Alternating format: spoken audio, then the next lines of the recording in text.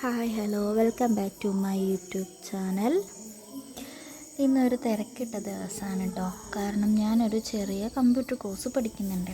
അപ്പോൾ മക്കൾക്ക് ലീവ് വരുന്ന ദിവസങ്ങളിലൊക്കെ ഞാൻ ക്ലാസ് പോകാതിരിക്കലാണ്. അപ്പോൾ ഇവർക്ക് വെക്കേഷൻ ആയതുകൊണ്ട് 2 ആഴ്ചയായിട്ട് ഞാൻ ക്ലാസ്സിൽ പോയിട്ടില്ല. അപ്പോൾ ഈ 2 മാസം പോകാതിരിക്കുക എന്ന് പറയുന്നത് ബുദ്ധിമുട്ടായതുകൊണ്ട് അവരെയും കൂട്ടിയിട്ട് ഇന്ന് പോകാമെന്നാണ് ഞാൻ വിചാരിക്കുന്നത്.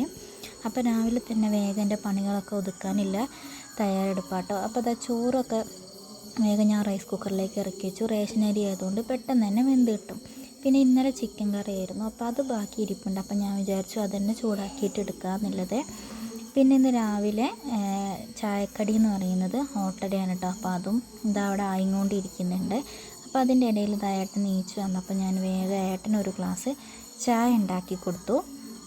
അത് കഴിഞ്ഞിട്ട് പയർ ഉപ്പേരി വെക്കാമെന്നാണ് ഞാൻ വിചാരിക്കുന്നത്. അപ്പോൾ പയർ വേഗം ഉപ്പേരിയൊക്കെ വെച്ചു. അപ്പോൾ ഇതിങ്ങനെ പൊട്ടിത്തെറിക്കാതിരിക്കാൻ വേണ്ടിയിട്ട് ഞാനിതിങ്ങനെ അടച്ചു വെക്കും.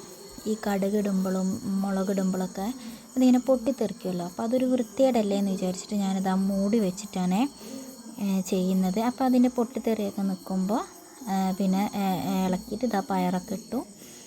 ഇപ്പോഴാണ് ഞാൻ ശ്രദ്ധിക്കുന്നത്, രാവിലത്തെ തിരക്കിൻ്റെ ഇടയിൽ ഓട്ടടയ്ക്ക് ഉപ്പേരിക്കൊക്കെ ഞാൻ ഒരു മൂടി അങ്ങോട്ടും ഇങ്ങോട്ടും മാറിയിട്ടാണ് വെച്ചത്.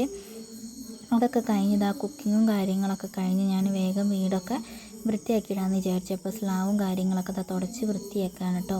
കിച്ചൻ്റെ പണികളൊന്നും കഴിയാത്തതുകൊണ്ട് ഡൈനിങ് റൂമിൽ തന്നെയാണ് ഗ്യാസ് അടുപ്പ് വെച്ചിട്ട് കുക്കിങ്ങൊക്കെ ചെയ്യുന്നത്. അപ്പോൾ പാത്രമൊക്കെ കഴുകണമെങ്കിൽ നമ്മൾ പുറത്തേക്ക് ഇറങ്ങിപ്പോകണം. അപ്പോൾ ഞാൻ ഒരുമിച്ചിട്ടാണ് പാത്രമൊക്കെ കഴുകൽ. എനിക്കിങ്ങനെ കൂട്ടി വെക്കുന്നതൊന്നും ഇഷ്ടമല്ലായിരുന്നു, പക്ഷേ ഇപ്പോൾ നിവൃത്തിയില്ലാത്തത് കൊണ്ട് ഒരുമിച്ചിട്ടാണൊക്കെ കഴുകുന്നത്. അപ്പോൾ ഞാൻ മക്കളുടെ അടുത്ത് നീച്ച് പല്ലേക്കാൻ വേണ്ടി പറഞ്ഞിട്ട് ഞാൻ വീടൊക്കെ വൃത്തിയാക്കാമെന്ന് വിചാരിച്ചപ്പോൾ അടിച്ചു വാരാനേ മക്കളെ നീപ്പിച്ച് വിട്ടെങ്കിലും ഇന്നലെ മഴ പെയ്തുകൊണ്ട് ചെറിയൊരു തണുപ്പുണ്ട്. അപ്പം മക്കൾ ചുരുണ്ടുകൂടി കട്ടുമെന്ന് നീച്ചിട്ട് സോഫയിൽ വന്നിരിക്കുന്നുണ്ടായിരുന്നു. അപ്പം ഞാനിതാ വേഗം അടിച്ചൊക്കെ വാരി കഴിഞ്ഞിട്ട് അവർ പിന്നെയും പല്ലേക്കാൻ വേണ്ടിയിട്ട് പറഞ്ഞയച്ചെന്ന് അമ്മൻ്റെ കൂടെ വരണ്ടേ, അപ്പോൾ വരണമെങ്കിൽ വേഗം പോയി പല്ലേച്ചോന്നാണ്. അപ്പോൾ അവർ വേഗം പല്ലേക്കാൻ പോയി. അപ്പോൾ ആ നേരം കൊണ്ട് ഞാൻ വീടൊക്കെ അടിച്ചു വാരി വൃത്തിയാക്കിയിട്ട് ഇതിൻ്റെ ഇടയിൽ ഏട്ടൻ ചായയൊക്കെ കുടിച്ചിട്ട് പോയിട്ടോ പണിക്ക്. ഏട്ടന് 8 മണിയാകുമ്പോഴേക്കും പോകണം. അപ്പോൾ ഞങ്ങൾ എൻ്റെ തുടക്കലൊക്കെ കഴിഞ്ഞ് വന്ന് ഞങ്ങളത് ഒരുമിച്ച് ഇരുന്ന് ചായ കുടിക്കുകയാണ്. ഇനി പാത്രം കഴുകാനുണ്ട്, അലക്കാനുണ്ട്. ഇപ്പോൾ ഉച്ചയ്ക്ക് ശേഷം മഴ പെയ്യുന്നതുകൊണ്ട് രാവിലെ തന്നെ വേഗം അങ്ങ് അലക്കിയിടാമെന്ന് വിചാരിച്ചു. ഉച്ചയ്ക്ക് വരുമ്പോൾ ഇനി മഴയാണോ എന്താ ഒന്നും അറിയത്തില്ലല്ലോ. അപ്പോൾ വേഗം അതൊക്കെ ചെയ്ത് തീർത്തിട്ട് പോകാമെന്നാണ് വിചാരിക്കുന്നത്.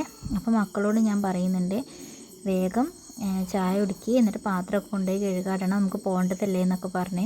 അപ്പോൾ അവരതൊക്കെ ചെയ്ത് കഴിഞ്ഞത് കുളിയും കഴിഞ്ഞ് മാറ്റി ഞങ്ങളത് ഇറങ്ങുകയാണ്. എന്തോ ഭാഗ്യം ഞങ്ങൾ ഇറങ്ങുമ്പോൾ തന്നെ നേരം വൈകിയിരുന്നു. ഞങ്ങൾ കൃത്യം എത്തലും ബസ് വരലൊക്കെ ഒരുമിച്ചായിരുന്നു.